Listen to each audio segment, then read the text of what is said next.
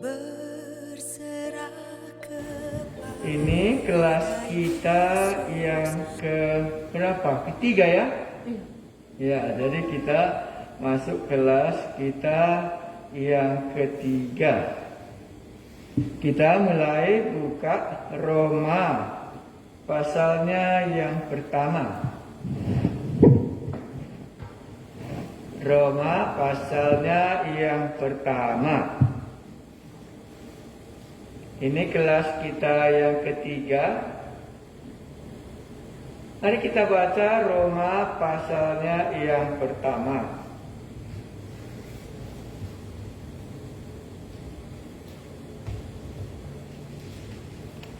Ayat pertama sampai ayat 7. Salam dari Paulus, hamba Kristus Yesus, yang dipanggil menjadi rasul dan dikuduskan untuk memberitakan Injil Allah.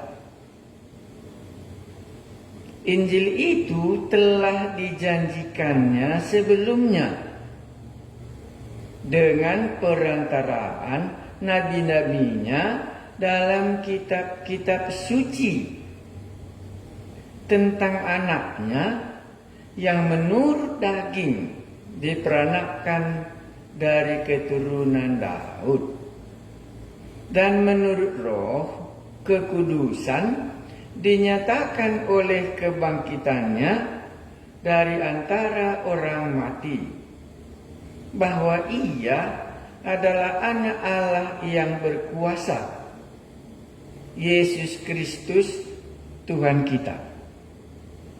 Dengan perantaraannya kami menerima kasih karunia dan jabatan rasul untuk menuntun semua bangsa supaya mereka percaya dan taat kepadanya. Kamu juga termasuk di antara mereka, kamu yang telah dipanggil menjadi milik Kristus. Kepada kamu sekalian yang tinggal di Roma, yang dikasihi Allah, yang dipanggil dan dijadikan orang-orang kudus, kasih karunia menyertai kamu, dan damai sejahtera dari Allah Bapa kita dan dari Tuhan Yesus Kristus. Dalam uraian yang sudah kita dapatkan tulisannya, bahan kuliah surat Roma ini sudah kita bisa baca. Inilah bentuk surat ya. Inilah bentuk surat dalam zamannya Kekaisaran Romawi. Siapakah si penulisnya dan kepada siapa dikirim, dan apa yang menjadi jabatannya dalam surat-surat itu. Jadi sangat sederhana, dari siapa dan kepada siapa. Tapi dalam surat Roma ini agak panjang lebar, Paulus menguraikan tentang dirinya sendiri, siapa dia. Ya, banyak mengatakan ya kalau kita belum kenal, kan sungguh pantas kita menceritakan riwayat hidup kita supaya nanti bisa dimengerti oleh orang yang menerima surat itu. Jadi ada baiknya memang kalau belum kenal, ya panjang lebarlah dijelaskan pribadinya Paulus ini. Mari kita berdoa sebentar. Dalam bagian hidup kami mengucap syukur karena orang yang dipanggil oleh Allah untuk menjadi kudus di hadapan Allah. Inilah bagian yang sedang kami baca supaya Roh Kudus yang menuliskan surat Roma ini dapat kami pahami sejauh yang Allah bukakan pengertiannya. Kuduskan kami dan kami memuji nama-Mu, Engkaulah Yesus Tuhan kami. Amin. Yang pertama, nama ya dari Paulus, sudah jelas. Ya, hamba Kristus Yesus. Jadi dalam surat-surat perjanjian baru, Paulus ataupun penulis-penulis yang lain senang mereka memakai kata hamba. Iya ya, itu kata yang sering kali kita jumpa, hamba ya. Iya. Ya, kemungkinannya pada waktu itu kata hamba itu merupakan kata kebiasaan karena banyaknya perbudakan. Karena hamba itu artinya budak. Ya, tapi kalau kita lihat dalam perjanjian lama, kalau kita berbicara soal hamba, itu bisa Anda catat dalam Ulangan 15 ayat 12 sampai 18, di dalamnya ada undang-undang perbudakan sebagai umat Israel kalau nanti mereka sampai di tanah Kanaan. Ya, jadi baunya ini kemungkinannya hamba itu berasal dari kitab Ulangan. Ya, nampaknya kata hamba seringkali kita jumpa dalam Alkitab kita. Kemungkinannya alasan pada waktu itu banyak manusia diperbudak oleh tuannya, maka dia disebut hamba. Jadi Paulus di sini memakai konsep dalam hal itu, hamba Kristus Yesus. Mungkin dari sini juga keluarnya hamba Tuhan ya. Iya, dalam zaman kami mula-mula bertobat itu seringkali disebut, oh dia ini hamba Tuhan gitu. Iya. Sekarang mungkin jarang pakai kata hamba Tuhan. Yang sering kita pakai mungkin ya gembala sidang atau pendeta ya. Iya. Tetapi dalam zaman kami mula-mula bertobat itu seringkali disebut dia itu hamba Tuhan.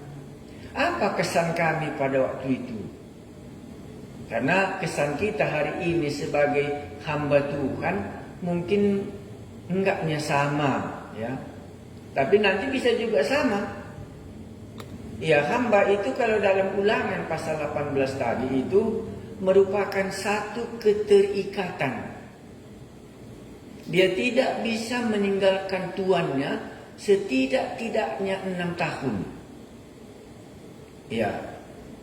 Jadi kalau dikatakan hamba dalam Alkitab, mungkin yang bisa menolong kita mengerti adalah keterikatannya Paulus dengan Yesus Kristus. Yesus itu menjadi tuannya dia menjadi hambanya, dia akan terikat. Apa yang dikatakan tuannya itu, itulah yang dilakukannya. Karena zaman kita sudah berakhir masa perbudakan. Jadi hamba itu katanya budak. Iya, jadi sekarang makanya sulitnya kita mengerti sebagai hamba Yesus Kristus. Ya, itulah yang bisa kita mengerti. Tapi kalau kita tanya Paulus pada zaman itu, pasti dia katakan keterikatan pula. Maka dia berkata hamba Yesus Kristus. Ya, jadi ceritanya Anda bisa lihat bagaimana Paulus diperhamba oleh Yesus Kristus. Ya, itu mungkin kita bisa doakan. Hamba Tuhan itu nggak jelas lagi sekarang. Ya, nggak jelas. Tapi kalaulah boleh jelas bagi kita, ya Roh Kuduslah yang memberikannya. Oh, bahwa aku ini hamba Tuhan, terikat sepenuhnya aku dengan dia. Ya, bahwa aku ini budaknya dia dan dia itulah tuanku. Jadi apa yang dikatakan oleh tuanku itu, itulah yang harus ku kerjakan. Ya, kedua, dari Paulus, hamba Kristus Yesus yang dipanggil menjadi rasul. Ya, kata rasul ini kapan mulai muncul? Kalau tadi kita berbicara kata hamba, itu sudah ada di dalam kitab Ulangan. Sering juga dikatakan Israel itu menjadi hamba di Mesir selama 400 tahun diperbudak oleh orang Mesir. Tapi kalau rasul di dalam Alkitab itu, saya kira itu muncul di dalam Matius pasal 10. Ya, jadi jabatan-jabatan yang ada di dalam kerajaan Allah, ya dalam kerajaan Allah ini ya, itu ada rasul. Rasul itu muncul mulai Matius pasal 10. Ya, Matius pasal 10 itu kita tahu itu pengutusan, ya. Ya, di Matius pasal 10 itu Yesus mengutus. Saya bacakan Matius pasal 10 ayatnya yang kedua. Inilah nama ke-12 rasul itu. Jadi rasul itu 12 orang. Ya. Siapakah rasul itu? Itulah ayat 5. Ke-12 murid itu diutus oleh Yesus. Diutus oleh Yesus. Dan dia berpesan kepada mereka, jangan menyimpang ke jalan bangsa lain atau masuk ke kota orang Samaria, melainkan pergilah ke domba-domba yang hilang dari Israel. Diutus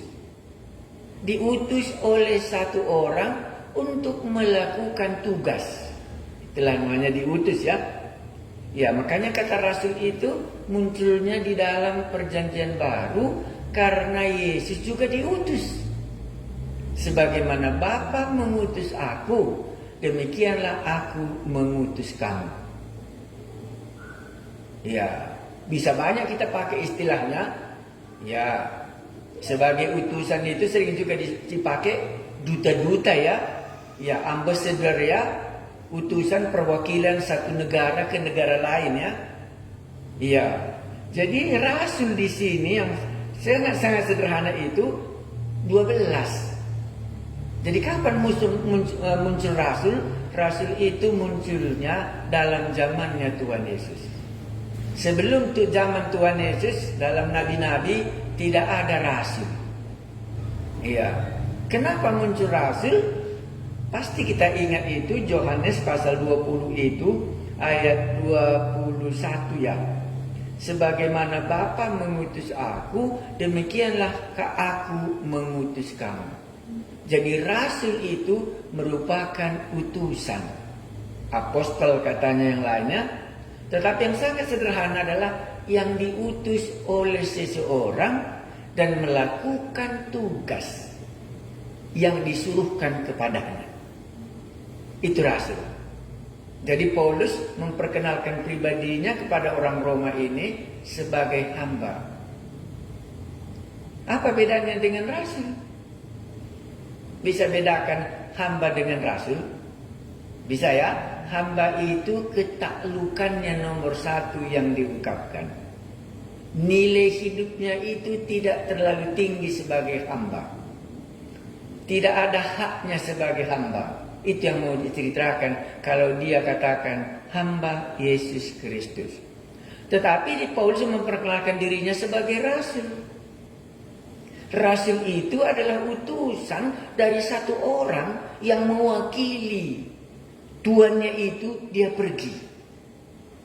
Jadi kalau dia katakan aku ini Paulus, rasul Yesus Kristus, itu berarti Paulus menyatakan aku mewakili Yesus datang kepada kamu. Maka disambungnya di bawahnya dikatakannya tadi apa? Di dalamnya itu ke-12 murid itu diutus oleh Yesus dan dia berpesan, jangan begini, jangan begini. Pergilah dan beritakanlah kerajaan sorga sudah dekat. Sembuhkanlah orang sakit, bangkitkanlah orang mati. Kekuasaan rasul sama dengan yang mengutus dia. Inilah namanya rasul. Makanya kalau dikatakan sebagai utusan duta-duta, sebagai ambassador, dia mewakili satu negara masuk ke negara lain. Yesus itu diutus oleh Bapa. Maka seringkali Yesus katakan, apa yang disuruh Bapa, itulah yang kulakukan. Dan waktu aku melakukan ini bukan atas kuasaku, tetapi aku melakukan ini atas kuasa Bapa yang di surga.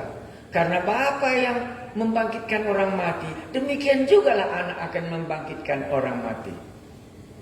Kontradiksi. Kalau hamba itu menunjukkan kerendahannya dan kepatuhannya, tetapi Rasul menunjukkan hak dan kuasanya bahwa dia sama dengan orang yang mengutus dia. Berikutnya, jadi sudah tahu kita Paulus menceritakan itu, karena utusan itulah oleh Yesus maka ada haknya datang ke Roma. Karena dia adalah hamba Yesus Kristus, ketaatannya kepada Yesus itulah maka dia datang ke Roma untuk melanjutkan misinya nanti ke Spanyol.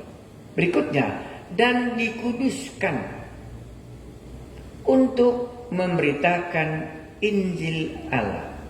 Paulus mengakui dia sebagai hamba, dia sebagai rasul yang dikhususkan, yang dikuduskan. Kita seringkali mendengar Gunung Sinai adalah gunung yang kudus. Why?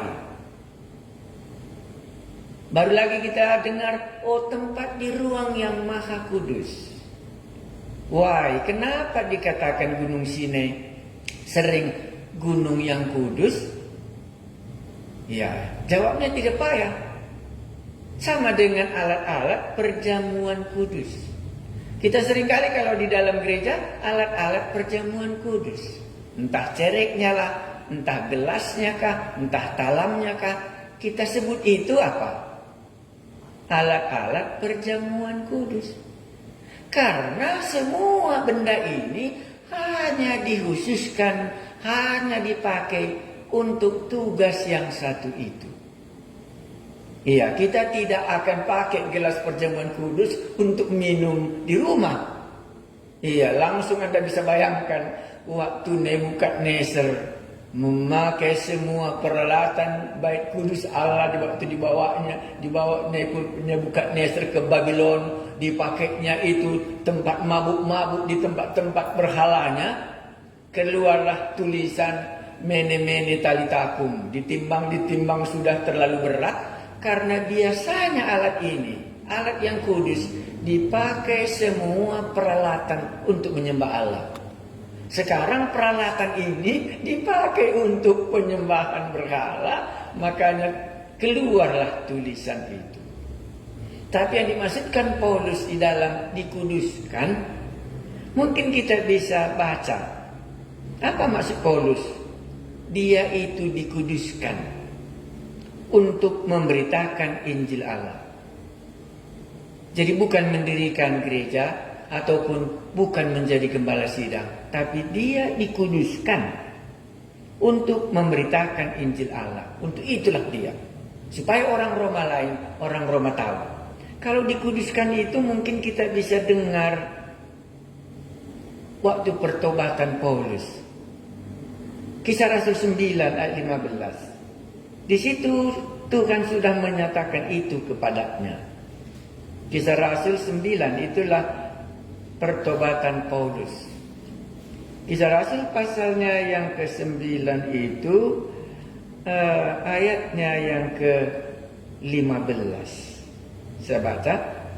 Tetapi firman Tuhan kepadanya, pergilah, sebab orang ini adalah alat pilihan bagiku untuk memberitakan namaku kepada bangsa-bangsa lain serta raja-raja dan orang-orang Israel. Ini dikatakan oleh Tuhan Yesus kepada Filipus. Ya, karena Filipus yang melayani Paulus.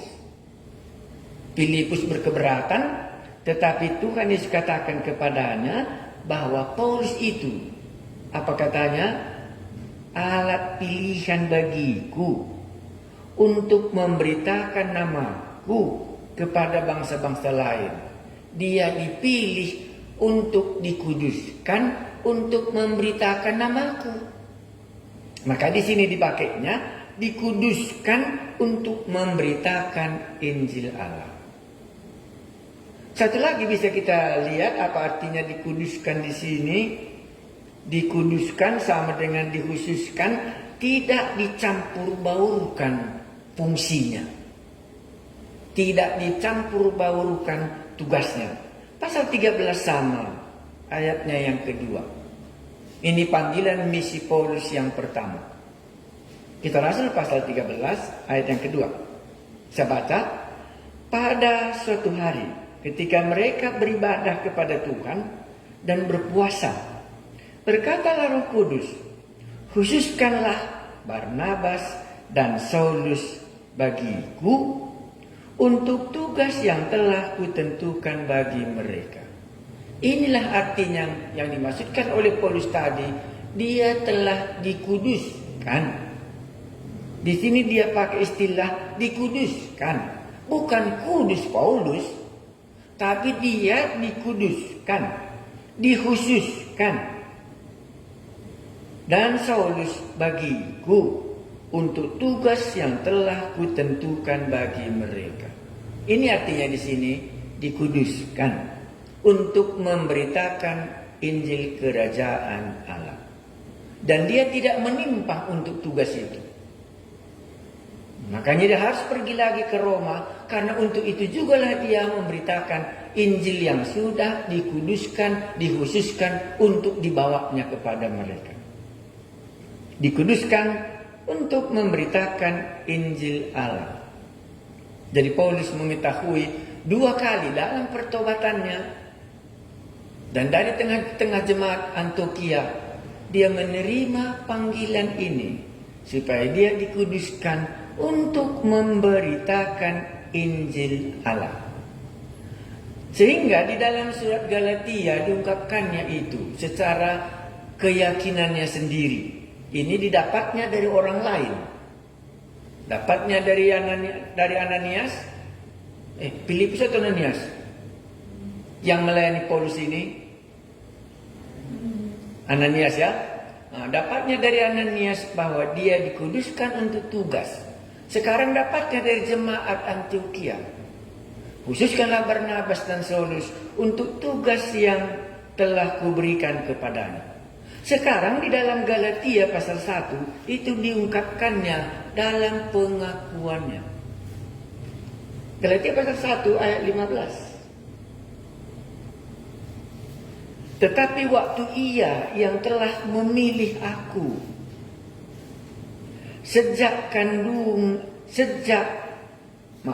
tetapi waktu ia yang telah memilih aku sejak kandungan ibuku dan memanggil aku oleh kasih karunia-Nya. Kepada jemaat Galatia dia mengungkapkan, sejak dari kandungan ibuku aku telah dipilih oleh dia untuk memberitakan kasih karunia-Nya. Jadi di dalam pengalamannya mungkin dilihatnya, kepada orang Galatia dikatakannya, tetapi waktu ia yang telah memilih aku sejak kandungan ibuku dan memanggil aku oleh kasih karunia-Nya. Di sini Paulus sendiri mengungkapkan kesaksian secara pribadinya bahwa dari dalam kandungan ibunya dia sudah yakin bahwa dia telah dipanggil untuk tugas sebagai hamba dan sebagai rasul itu, untuk memberitakan Injil Allah. Baik, kita sambutkan. Apa itu Injil? Karena di sini dikatakannya dan dikuduskan untuk memberitakan Injil Allah.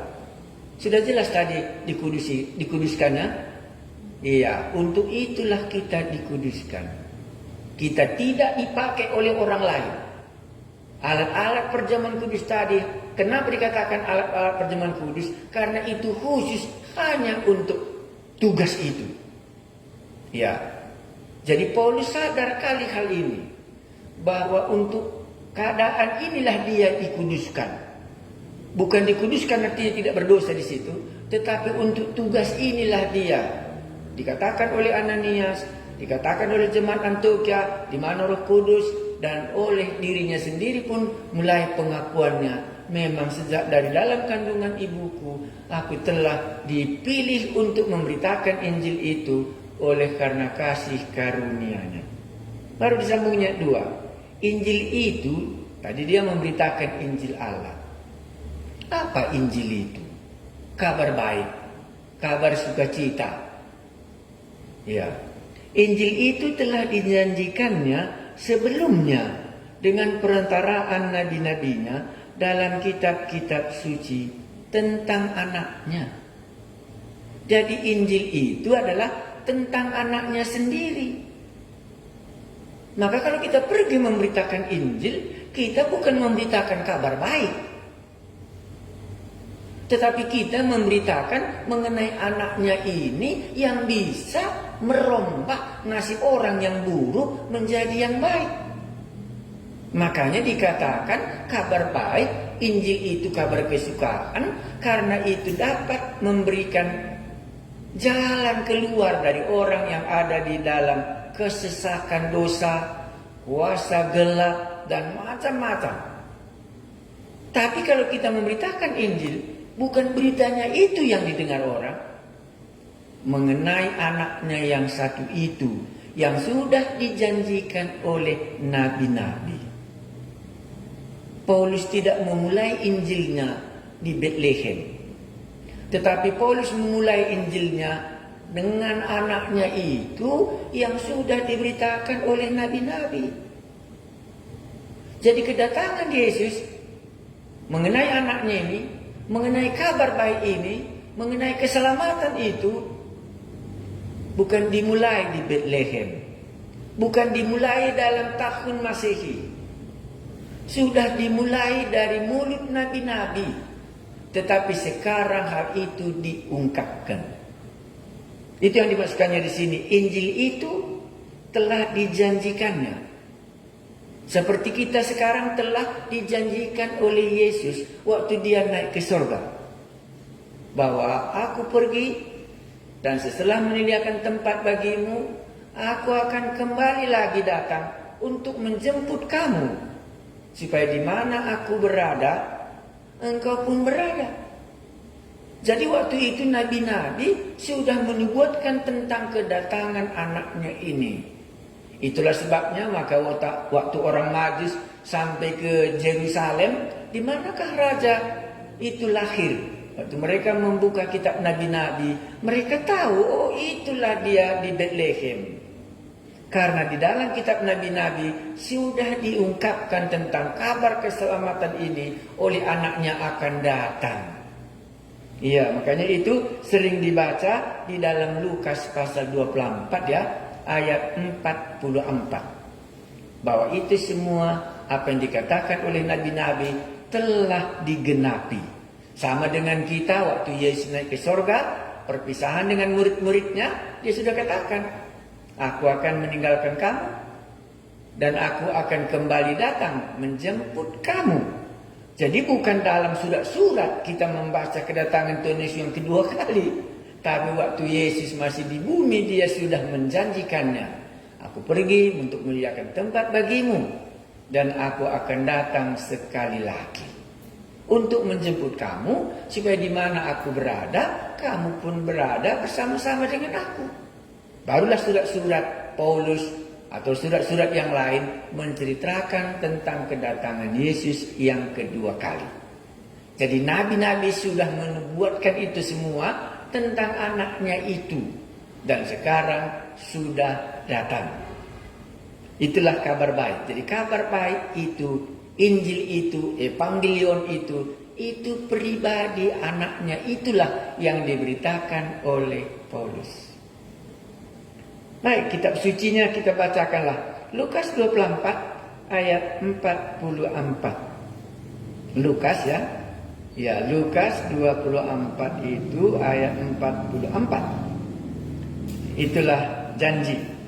Lukas 24 ayat 44. Ia berkata kepada mereka, inilah perkataanku yang telah kukatakan kepadamu ketika aku masih bersama-sama dengan kamu, yakni bahwa harus digenapi semua yang ada tertulis tentang aku dalam kitab Taurat Musa dan kitab nabi-nabi dan kitab Mazmur. Jadi di dalam surat Roma Paulus hanya mengutip dari kitab nabi bahwa sudah digenapkan kedatangan Yesus anaknya itu karena sudah dinubuatkan oleh kitab nabi-nabi sebelumnya. Ayatnya yang ketiga, tentang anaknya yang menurut daging diperanakkan dari keturunan Daud. Apa maksudnya? Maksudnya itu karena kita ingat Daud itu adalah raja yang kedua sesudah Saul. Ya, dan kepada Daud ini rupanya diceritakan tentang akan datangnya Mesias. Ya, makanya Yusuf dan Maria itu harus dari keturunan Raja Daud. Dan harus lahirnya di kota raja, itulah maka dia harus lahirnya di kota Bethlehem. Karena dalam kitab nabi-nabi sudah menyebutkan itu semua. Boleh saya tambahkan sedikit. Itulah sebabnya membuat orang yang ahli, umumnya orang-orang Farisi dan orang-orang Saduki, mereka senantiasa berkata, kan sudah dinubuatkan bahwa Mesias itu datang dari kota Daud. Tetapi siapa orang ini? Orang ini kan Yesus orang Nazaret. Orang ini kan orang Galilea. Itulah membuat orang-orang yang berpegang hanya kepada satu ayat saja, akhirnya mereka keliru. Dia tidak tahu bahwa memang benar Yesus lahir di Bethlehem dan hanya dibesarkan di daerah Nazaret karena untuk menggenapi bagian itu. Ada bagian firman Tuhan yang lain, mereka tidak tahu. Nah, inilah alasannya di sini. Jadi Yesus itu berasal dari keturunan Raja Daud, maka dia juga disebut raja. Itu sudah dinubuatkan dalam 2 Samuel pasal 7 ayat 12. Kita tidak baca. Ya, jadi Injil yang diberitakan oleh Paulus tadi, kita ulangi. Yang diberitakan oleh Paulus itu mengenai anaknya. Yesus mengenai anaknya ini, itulah keturunan Raja Daud. Itu 2. Dan itu yang sudah dijanjikan di dalam kitab nabi-nabi. Ayat 4. Dan menurut Roh Kudus, ya, dan menurut Roh kekudusan dinyatakan oleh kebangkitannya dari antara orang mati bahwa ia adalah anak Allah yang berkuasa, Yesus Kristus Tuhan kita. Di dalam ayat 4 ini Paulus memperkenalkan Yesus itu anak Allah. Kenapa? Karena roh kekudusan. Roh kekudusan. Dan oleh kebangkitannya. Ada mungkin bagian-bagian yang bisa kita mengerti.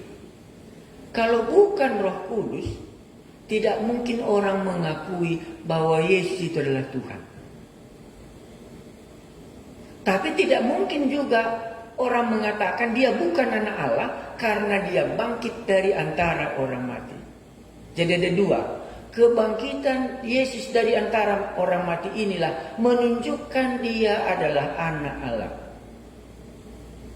Kedua, Roh Allah itulah yang cuma bisa bersaksi.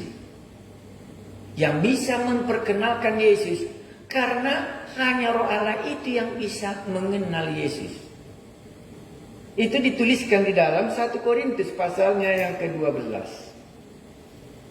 1 Korintus pasal 12. Saya nanti ulangi sekali lagi karena itu agak sulit saya ungkapkan nanti. 1 Korintus pasal 12 itu ayat 3. Dikatakannya di situ, saya tidak baca semua, saya baca yang singkat saja. Ya, tidak ada seorang pun yang dapat mengaku Yesus adalah Tuhan selain oleh Roh Kudus. Jadi tidak ada satu orang pun yang mengaku bahwa Yesus itu adalah Tuhan kecuali oleh Roh Kudus. Di dalam surat Paulus ini dia mengungkapkan hal itu. Dan menurut Roh Kekudusan dinyatakan oleh kebangkitannya dari antara orang mati bahwa ia adalah anak Allah yang berkuasa, Yesus Kristus Tuhan kita. Yang kedua, bangkit dari antara orang mati. Dia itu hidup. Jadi kebangkitannya inilah menjadi fakta bahwa dia itu adalah anak Allah. Karena dia hidup, hanya Allah yang hidup. Jadi kalau boleh ditambahkan, maka sampailah pengakuan Thomas pada waktu Yesus sudah menyatakan diri dari kebangkitannya. Itu saya lihat itu di dalam Yohanes pasalnya yang ke-20, di mana waktu Thomas tidak kumpul bersama dengan mereka, dan dia katakan, aku tidak percaya hal itu. Tapi sesudah Tuhan Yesus datang mendekati Thomas pada pasal 20 itu ayat 28, saya baca ayat 28-nya. Thomas menjawab dia, ya Tuhanku dan Allahku. Ini pengakuannya Thomas. Jadi dua hal bisa kita dapat dalam cerita ini. Thomas mengaku bahwa Yesus adalah Tuhan dan Allahnya sesudah Yesus bangkit dari antara orang mati. Maka kebangkitan Yesus itu menunjukkan bahwa dia adalah anak Allah. Karena nabi-nabi semua tidak ada satu pun yang bangkit. Dan kedua, kalau bukan melalui Roh Kudus. Makanya dikatakannya di sini, dan menurut Roh Kekudusan dinyatakan oleh kebangkitannya dari antara orang mati bahwa ia adalah anak Allah yang berkuasa, Yesus Kristus Tuhan kita. Jadi dari kata berkuasa, maka kita menerima ayat ini. Kebangkitan Yesus itu berarti dia tidak bisa dikalahkan oleh Pilatus. Oleh karena kuasanya itu, memang dia bangkit dari antara mati, maka dia itu adalah anak Allah. Baru yang kedua, oleh Roh Kekudusan. Oleh Roh Kekudusan, Roh Kudus itu sendirilah yang dapat mengakui bahwa Yesus Kristus itu adalah Tuhan. Maka dalam Kisah Para Rasul, sesudah turun Roh Kudus, itulah dibuktikannya bahwa Roh Kudus itu turun karena yang kamu salibkan itu telah bangkit dari antara orang mati, dan dia telah naik ke surga, dan karena dia sudah diterima oleh Allah, makanya dia mencurahkan Rohnya yang kudus. Inilah dikatakan oleh Paulus kepada jemaat Roma tentang Yesus yang dia kenal. Makanya tadi kita mulai, waktu dia memulai suratnya agak panjang karena orang Rom belum mengenal dia, jadi Paulus mengungkapkan pengenalannya akan Yesus. Ayat 5, dengan perantaraannya. Jadi dengan perantaraan siapa? Dengan perantaraan Yesus Kristus. Dengan perantaraan anaknya ini. Dengan perantaraan Injil Allah inilah. Dengan perantaraannya kami menerima kasih karunia. Bukan karena dipilih sebagai umat Israel. Bukan karena dia keturunan Benjamin. Bukan karena dia taat kepada undang-undang Taurat, tetapi karena Injil ini tadilah. Dengan perantaraannya kami menerima kasih karunia. Jadi kasih karunia itu turun dari perantaraan dia dan jabatan rasul. Jadi jabatan rasul ini karena Yesus yang sudah tadi memanggilnya dalam pertobatannya. Ya. Baru berikutnya untuk. Jadi untuk ini dengan perantaraannya kami menerima kasih karunia dan jabatan rasul untuk menuntun. Jadi Paulus kadang-kadang kalau dalam cerita kita ini, apa yang dibuat Allah bagi dia, langsung dilihatnya, untuk apa Allah buat ini kepadaku. Untuk apa dibuat Yesus? Untuk apa perantaraan Yesus ini aku menerima kasih karunia dan menerima jabatan sebagai rasul? Untuk menuntun semua bangsa. Di sini dia tidak khusus untuk ini, tapi dia mengungkapkan untuk semua bangsa. Supaya mereka percaya dan taat kepada nama-Nya. Percaya dan taat. Kita ulangi, percaya dan taat. Mungkinkah kita berpikir, bisakah ada orang percaya tapi tidak taat? Maka kita akan katakan, itu aneh ya. Kalau ada orang di atas mobil dan kakinya di bawah,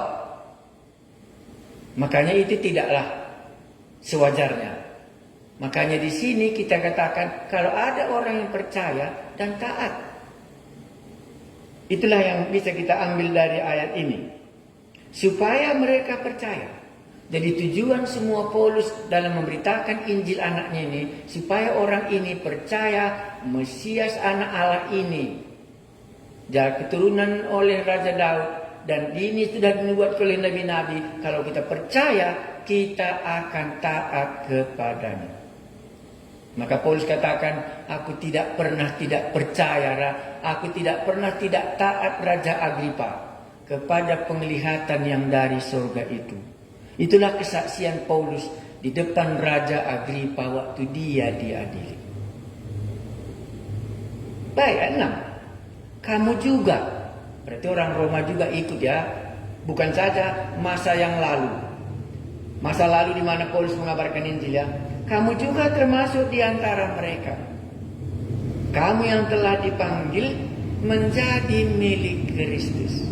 Orang percaya, taat, dan menjadi milik Kristus. Aminkah? Jadi kalau kita percaya, kita menjadi taat kepada namanya, dan kita menjadi milik Kristus. Aku bukan milikku lagi, tapi aku adalah milik Kristus. Ayat 7.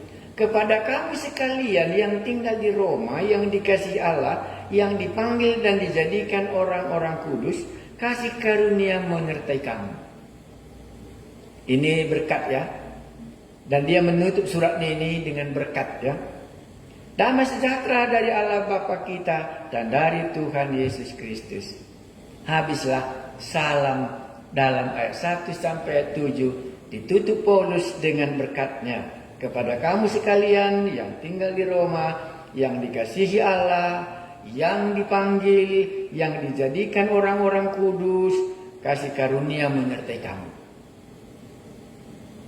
Nah, inilah salamnya. Apa yang bisa kita kenal pribadi Paulus dalam cerita ini? Yang pertama, dia masih mengakui hamba Kristus. Ya, sejauh mana kita sebagai hamba Kristus, Roh Kudus yang akan mengungkapkannya, sejauh mana kita ya berpautnya bahwa dia itu Tuhan, aku ini adalah hamba. Oh, ini sebagai rasul utusan, kemana saja diutus, dia masih bersedia pergi. Itulah sebabnya makanya dia pergi ke Spanyol. Dan yang dikuduskan untuk memberitakan Injil Allah, maka di mana saja pun dia memberitakan Injil Allah, termasuk dalam surat Roma nanti. Kita melihat Injil Allah yang sudah kita pelajari minggu lalu. Paulus memberitakan Injil Allah di dalam suratnya ini. Injil itu adalah anaknya itu sendiri, yang sudah dilahirkan berdasarkan keturunan Raja Daud. Dan dia telah dibangkitkan karena dia adalah anak Allah. Oleh Roh Kekudusan kita bisa mengaku bahwa dia adalah anak Allah. Tanpa Roh Allah kita tidak bisa mengakui Yesus Kristus itu adalah anak Allah. Dan Paulus mengakui dengan perantaraannya inilah kami menerima kasih karunia. Bukan karena upah, tetapi karena kasih karunia. Dan jabatan rasul tujuannya untuk menuntun semua bangsa supaya mereka percaya. Tujuannya supaya mereka percaya kepada Injil anak Allah yang diberitakannya itu, dan taat kepadanya. Dan sebagai taat, maka kita menjadi milik Kristus. Baru ditutupnya salam kepada orang Roma. Baik, sampai di sini kita sudah selesaikan ayat 7. Kita sambung sedikit lagi kalau memang masih ada waktu kita. Paulus ingin ke Roma. Ini kita baca ya.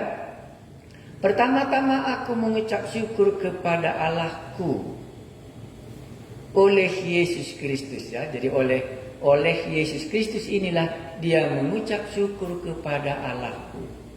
Pribadi kali Paulus kalau dia berdoa. Ya, pribadi kali dia kalau dia berdoa kepada Allahku sebagai pribadiku sendiri.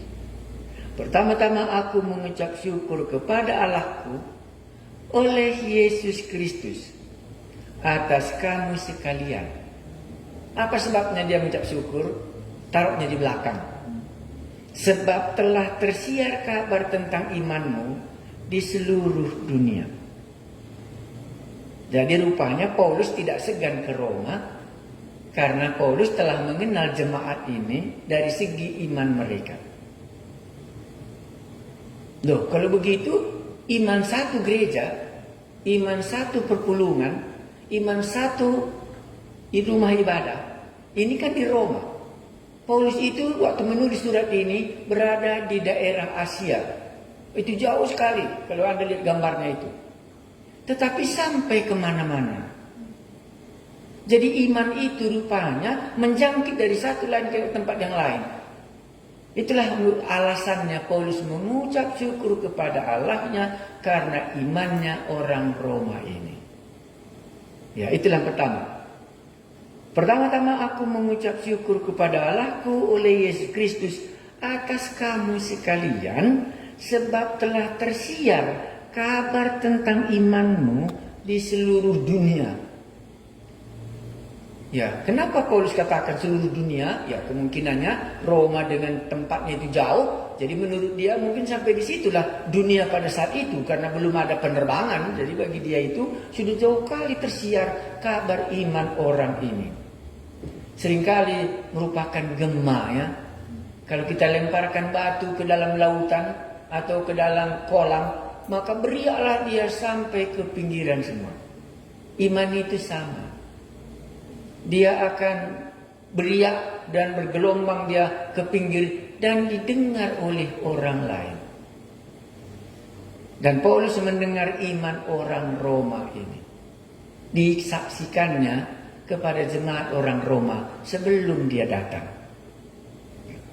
Karena Allah yang kulayani dengan segenap hatiku, maka pantaslah dia hamba ya. Maka berani dia katakan, dari Paulus hamba Kristus Yesus. Ayat 9. Karena Allah yang kulayani dengan segenap hatiku dalam pemberitaan Injil anaknya adalah saksiku bahwa dalam doaku aku selalu mengingat kamu. Ya, aku rasa masih ada hamba Tuhan hari ini pun mungkin berani berkata bahwa Yesus itulah saksiku. Karena Allah yang kulayani dengan segenap hatiku dalam pemberitaan Injil anaknya adalah saksiku bahwa dalam doaku aku selalu mengingat kamu. Inilah yang kita katakan tadi, hamba Yesus Kristus. Yesus menjadi saksi bagaimana Paulus dengan segenap hatinya melayani Allah dan juga mendoakan orang-orang Roma ini. Kalau enggak kan kita bisa sering, doakan aku Pak Pendeta, katanya. Ya, kita bilang, padahal lupanya kita diingat pun tidak. Iya, tapi Paulus mengungkapkan itu bahwa Allah itulah saksiku.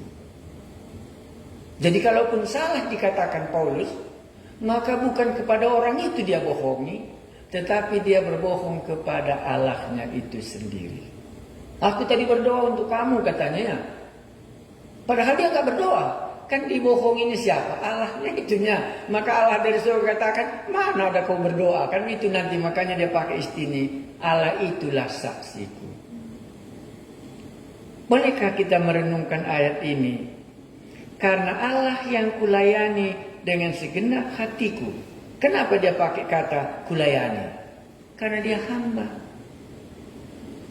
Karena Allah yang kulayani dengan segenap hatiku dalam memberitakan Injilnya adalah saksiku bahwa dalam doa aku selalu mengingat kamu. Inilah dulu hubungan mereka dengan orang Rom. Jadi hubungan Paulus, kesaksian pribadi Paulus, hubungannya dengan orang Roma, bahwa Paulus ini sudah sering mendoakan dia kepada Allahnya. Bolehkah kita tarik kesimpulan di sini? Doa itulah ikatan. Bagus ya? Membuat ikatan kita dengan jemaat. Itulah doa kita kepada Allah. Bagaimana kita dengan segenap hati kita memohon kepadanya tentang jemaat yang kita layani itu, dan dialah saksi. Itu bagus ya? Ya. Bagaimana dia sungguh-sungguhnya mendoakan jemaatnya itu, Yesuslah menjadi saksiku. Aku berdoa, kan itu di topik doanya. Aku berdoa semoga dengan kehendak Allah, aku akhirnya beroleh kesempatan untuk mengunjungi kamu. Jadi topik doanya jelas ya. Bukan supaya dia sehat ya, tetapi supaya aku berdoa semoga dengan kehendak Allah, aku akhirnya beroleh kesempatan untuk mengunjungi kamu. Jadi kalau kita belajar dari bagian ini, alangkah baiknya sebelum kita mengunjungi satu jemaat, menjadi gembala sidang, atau membagikan firman Tuhan, atau kita mau sesuatu membagikan berkat rohani, nomor satu kita bisa tiru pribadi Paulus ini, mendoakan jemaat orang Roma itu dengan segenap hatinya, dan Yesus adalah saksinya. Baru kedua topik doanya, aku berdoa semoga dengan kehendak Allah. Kata kehendak Allah ini mungkin sangat penting kita renungkan. Karena kalau bukan kehendak Allah, untuk apa kita di situ? Makanya dia meminta, kalau ini nanti kehendak Allah, aku akhirnya dapat mengunjungi engkau. Padahal dia menulis surat ini sesuai dengan latar belakangnya, dia masih berada di Korintus. Dan di Korintus dia sedang mengumpulkan persembahan untuk dibawa ke Yerusalem. Dan begitu sampai di Yerusalem, pada hari ke-7 waktu dia melaksanakan ibadahnya di Bait Allah, disitulah Paulus ditangkap. Maka penangkapan Paulus dari Kisah Rasul pasal 21 mulai, itu adalah satu kehendak Allah untuk membawa dia bisa sampai ke Roma. Jadi kalau boleh dikatakan, Paulus nggak bayar kapal sampai ke Roma untuk sampai ke tempat di mana surat ini ditulis, karena dia dalam tawanan roh dan dalam tawanan tentara Rom, dia dibawa diangkut ke sana oleh kehendak Allah. Kalau Anda mau melihat kehendak Allah di dalam ayat ini, mulai Anda bisa membacanya Kisah Rasul pasal 21, waktu Paulus berdoa di Bait Allah, dan di situ dia ditangkap, dan dari situlah perjalanannya menuju Roma. Aku berdoa semoga dengan kehendak Allah, aku akhirnya beroleh kesempatan untuk mengunjungi kamu. Sambungnya 11, sebab aku ingin melihat kamu. Sudah tadi imannya ya. Sekarang aku ingin melihat kamu. Sebab aku ingin melihat kamu untuk memberikan karunia rohani kepadamu guna menguatkan kamu. Ya, apa yang saya ingin katakan? Satu kali saya mengunjungi jemaat.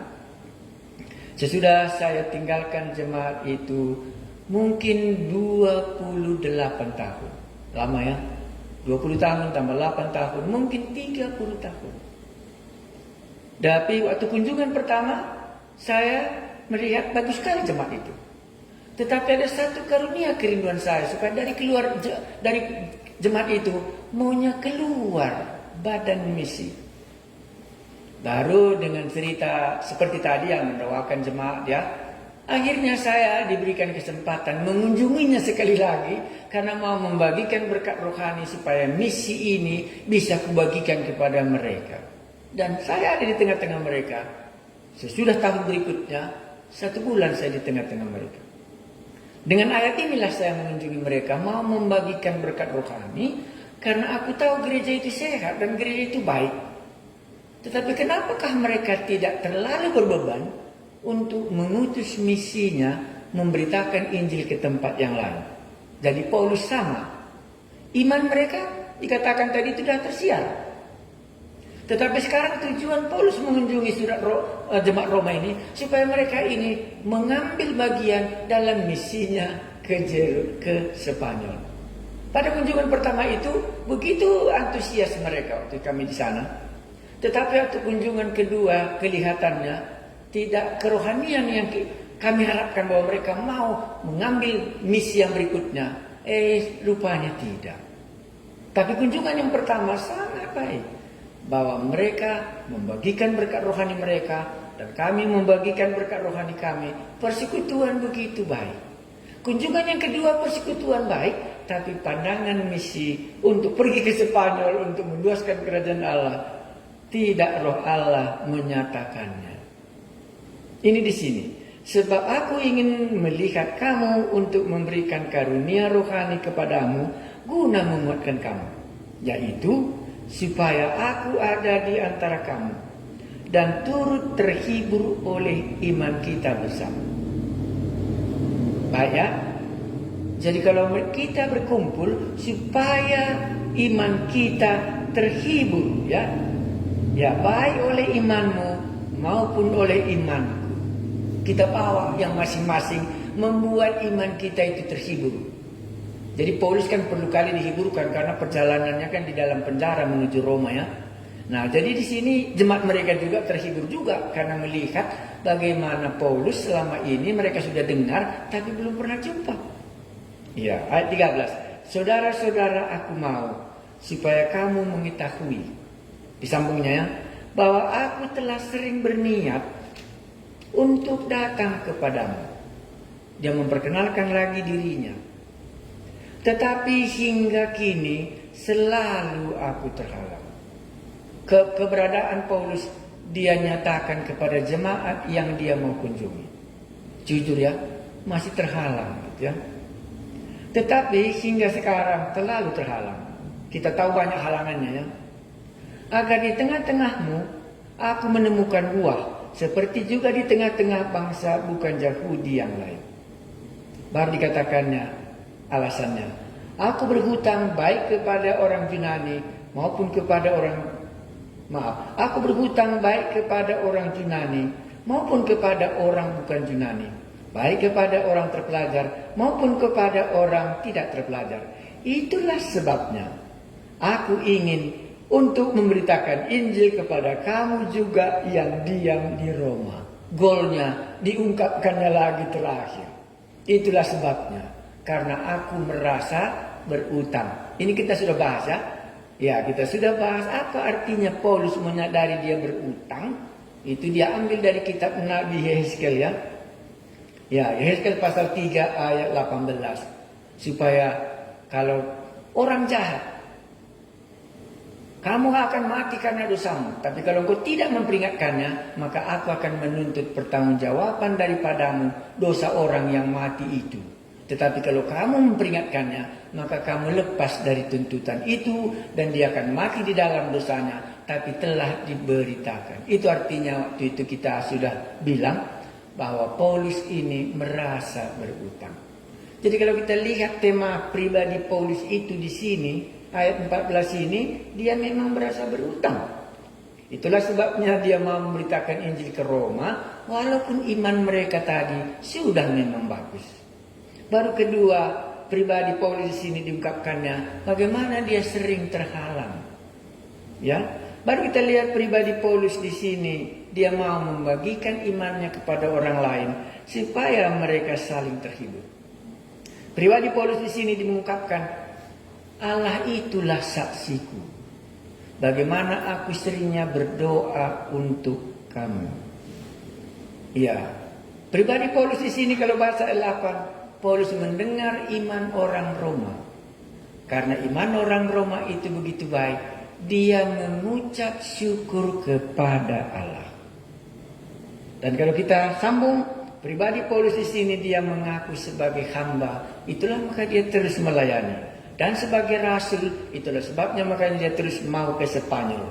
Karena dia itu dikuduskan, maka dia tidak mencampur dan dia tidak mencampurkan urusannya sebagai tukang tenda. Kan Paulus kita tahu tukang tenda ya. Tetapi dia melanjutkan misinya ke Spanyol. Paulus itu tukang tenda bersama-sama dengan Priscilla dan Aquila. Tapi karena dia sadar tugasnya itu dikhususkan untuk Allah, waktu dia mulai bertobat, waktu dia panggilan misi yang pertama, dari panggilannya dari rahim ibunya, dan dia berpisah dengan Priscilla dan Aquila. Makanya Priscilla dan Aquila tidak sampai ke Spanyol. Karena dia yakin akan dirinya dikuduskan untuk memberitakan Injil Allah. Injil Allah itu adalah mengenai anaknya sendiri yang telah diberitakan oleh nabi-nabi. Jadi Paulus melihat Injil dari kacamata penggenapan perjanjian lama. Dan dia mengaku Yesus itu adalah anak Allah karena kebangkitannya dari antara orang mati. Karena pengakuan Roh Kudus sesudah turun bahwa inilah anak Allah yang telah kamu salibkan, kuburkan dan bangkit dari antara orang mati, dan dia mencurahkan Roh Kudus. Dan kita akan lihat tidak ada satu orang pun bisa mengaku bahwa Yesus adalah Tuhan kalau bukan karena Roh Kudus. Inilah pelajaran kita, kelas kuliah kita pada malam hari ini. Bolehkah kita melihat diri kita sebagai Paulus melihat dirinya? Apakah kita berani satu kata mengatakan Allah itulah saksiku dalam semua hal? Sebagai hambakah Allah itulah saksiku? Mari kita berdoa. Kami mengucap syukur dalam bagian surat Roma telah kami baca dan melihat kepribadian Paulus di dalamnya. Karena dia belum sampai di Roma, dia memperkenalkan sebanyak mungkin tentang dirinya supaya orang Roma dapat mengerti waktu dia datang nanti. Satu bagian bisa kami ingat, Paulus itu dikuduskan, dikhususkan untuk memberitakan Injil. Dan Paulus itu berani berkata bahwa Allah itu adalah saksiku. Karena itu kami juga akan mengambil sikap yang sama dalam semua tingkah laku kami dalam sebagai hamba-Mu dan melayani. Kami dapat berkata, Allah itulah saksiku bahwa aku dengan segenap hati mendoakan dan melayani. Berkatilah kebaktian kami, berkatilah kuliah ini, berkatilah supaya kami sampai kepada keputusan bahwa Allah itulah saksi kami dalam segala apa saja yang kami lakukan, bahwa kami melakukannya dengan segenap hati kami. Terpujilah nama-Mu. Kalau boleh kami dengar iman jemaat kami, kami boleh dengar iman jemaat orang lain, dan kami bisa membagikan iman kami sehingga iman kami saling terhibur satu dengan yang lain. Dalam nama Tuhan kami mengucap syukur dan berdoa oleh kelas di mana kami bisa bersama-sama malam ini. Amin.